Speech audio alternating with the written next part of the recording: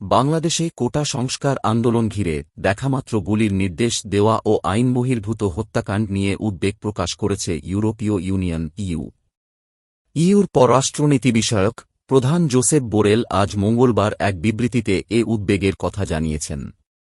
ইইউর পররাষ্ট্র বিভাগের ওয়েবসাইটে বিবৃতিটি প্রকাশ করা হয়েছে। এতে বলা হয়েছে, ২৭ জুলাই শনিবার লাওসে দক্ষিণ পূর্ব এশিয়ার দেশগুলোর জোটের আসিয়ান আঞ্চলিক ফোরামের মন্ত্রী পর্যায়ের বৈঠকের ফাঁকে বাংলাদেশের প্রতিনিধি সাবেক পররাষ্ট্রমন্ত্রী একে আব্দুল মোমেনের কাছে এ উদ্বেগ প্রকাশ করেন তিনি। জোসেপ বোরেল বলেন, আমি বাংলাদেশের প্রতিনিধি ও সাবেক পররাষ্ট্রমন্ত্রী একে আব্দুল মোমেনের কাছে সেখানে সাম্প্রতিক দিনগুলোয় কর্তৃপক্ষের দেখামাত্র গুলির নির্দেশ ও আইন বহির্ভূত হত্যাকাণ্ড সংঘটন নিয়ে গভীর উদ্বেগ জানিয়েছি।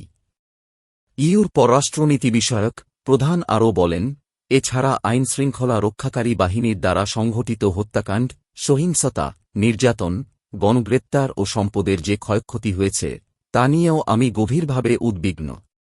অবশ্যই এসব কর্মকাণ্ডের পুঙ্খানুপুঙ্খ তদন্ত ও দায়ী ব্যক্তিদের বিচারের আওতায় আনতে হবে। বাংলাদেশি বিক্ষোভকারী, সাংবাদিক, ছোট শিশুসহ অন্য ব্যক্তিদের ওপর আইনশৃঙ্খলা রক্ষাকারী বাহিনীর অতিরিক্ত বলপ্রয়োগ ও প্রাণঘাতী অস্ত্র ব্যবহারের বহু ঘটনা ঘটেছে, সেগুলোর পূর্ণ জবাবদিহি নিশ্চিত করতে হবে বলেও উল্লেখ করেছেন জোসেপ বোরেল।